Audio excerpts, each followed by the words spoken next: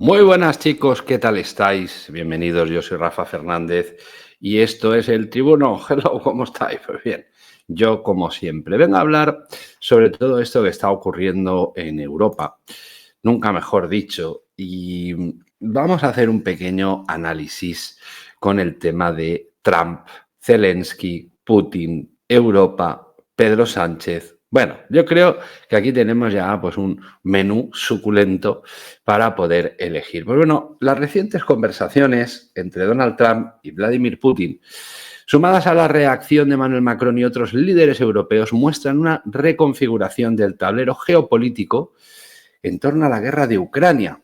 La dirección que está tomando las negociaciones pone en juego no solo el futuro del conflicto, sino también el equilibrio de poder entre Estados Unidos, Europa y Rusia. Esto es muy importante. Uno de los eventos más significativos ha sido la llamada telefónica entre Trump y Putin, en la que acordaron comenzar inmediatamente las negociaciones para un posible acuerdo de paz entre Ucrania y Rusia, evidentemente. Este movimiento tiene varias implicaciones. La exclusión de Ucrania y de Europa, es decir, a diferencia de la administración Biden, Trump ha optado por un enfoque más bilateral, acercándose directamente a Putin sin involucrar activamente a los aliados europeos ni a Volodymyr Zelensky. Esto ha generado preocupación en la Unión Europea, ya que el futuro de Ucrania podría decidirse sin su participación. Bueno, por otro lado, Trump ha declarado que considera poco práctico que Ucrania se una a la OTAN, lo que representa un giro importante respecto a la política de la administración Biden, que decía todo lo contrario. Esta postura es favorable a los intereses de Rusia, que ha exigido repetidamente que Ucrania no se incorpore a la alianza militar occidental. Las conversaciones de paz han impactado directamente los mercados de energía, con una caída del 10% de los precios del gas y el petróleo.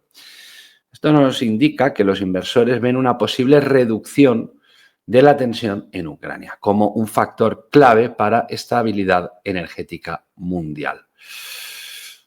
Por otro lado, Trump ha intensificado sus críticas contra el presidente ucraniano, acusándolo de dictador sin elecciones y de malgastar la ayuda financiera de Estados Unidos. Este discurso erosiona el apoyo a Ucrania en el Congreso y entre la opinión pública estadounidense.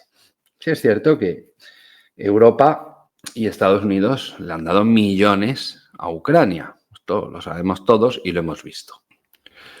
Ante todos estos movimientos llega una figura europea, que es Emmanuel Macron, que ha tomado la iniciativa diplomática en Europa para evitar que el destino de Ucrania sea cedido sin la participación del bloque europeo. Pero bueno, sus acciones han concluido, o mejor dicho, sus acciones incluyen lo que te voy a contar. Macron ha organizado cumbres con otros líderes europeos para discutir una respuesta unificada a la estrategia de Trump y de Putin.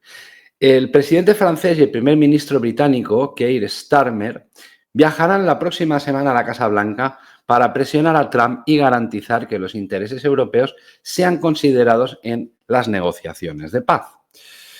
Macron ha insistido en que cualquier acuerdo debe incluir a Ucrania y garantizar su integridad territorial, evitando que Rusia imponga condiciones que debiliten la soberanía de Kiev.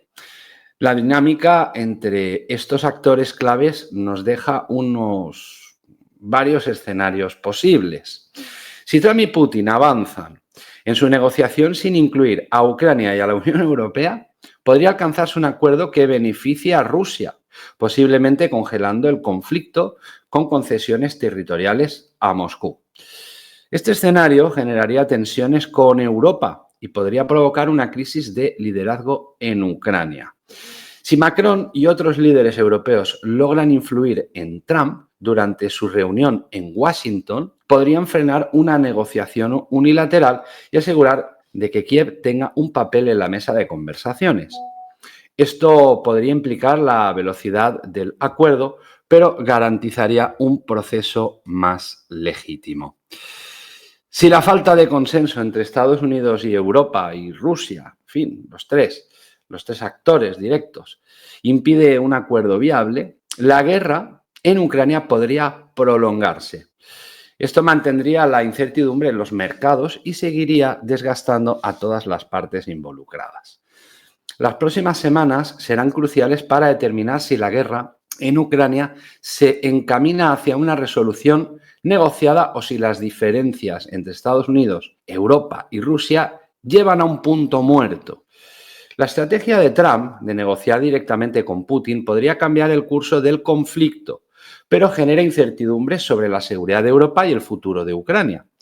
Macron, por su parte, se posiciona como el principal contrapeso europeo a las decisiones de Trump, tratando de evitar que el continente quede marginado de las negociaciones. La clave será si logra influir en Washington, lo suficiente como para que Europa y Ucrania no sean simples espectadores de su propio destino. Como veis, los dos bloques más grandes, Rusia y Estados Unidos, pueden decidir lo que está pasando. De hecho, la política de Biden no era esta. La política de Biden era ayudar a Zelensky. Yo creo que por intereses personales y por intereses de su propio hijo. Sí, la empresa aquella que tenían o que tienen, Burisma, sí.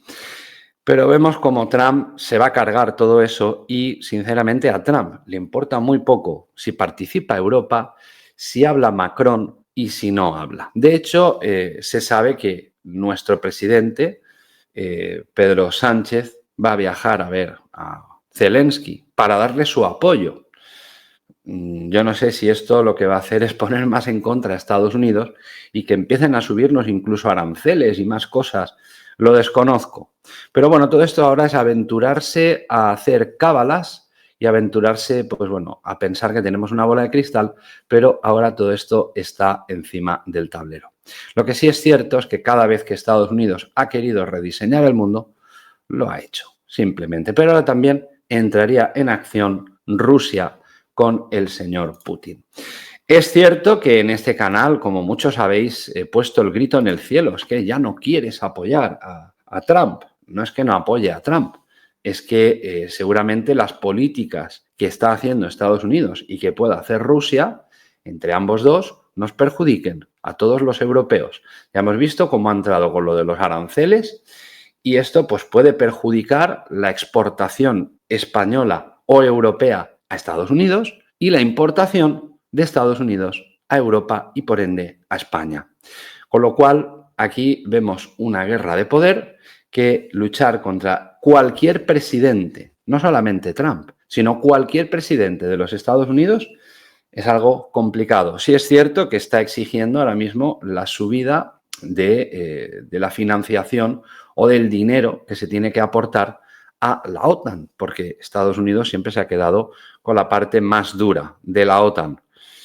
Cierto es que la OTAN ahora mismo no tiene razón de ser y que ahora mismo Trump le importa bien poco la OTAN, cosa que a Europa le importa mucho la OTAN porque no tenemos presupuesto de defensa y que nos hemos adormecido con el tema militar, el tema de defensa y que parece que ahora pues, van a haber movimientos y que se tiene que aumentar pues, el presupuesto de defensa en todos los países europeos. Pero bueno, ¿quién se beneficia? Estados Unidos, siempre. Aquí la banca siempre gana y esto es muy importante. En fin, por mi parte nada más y nos vemos en el siguiente programa. Hasta luego.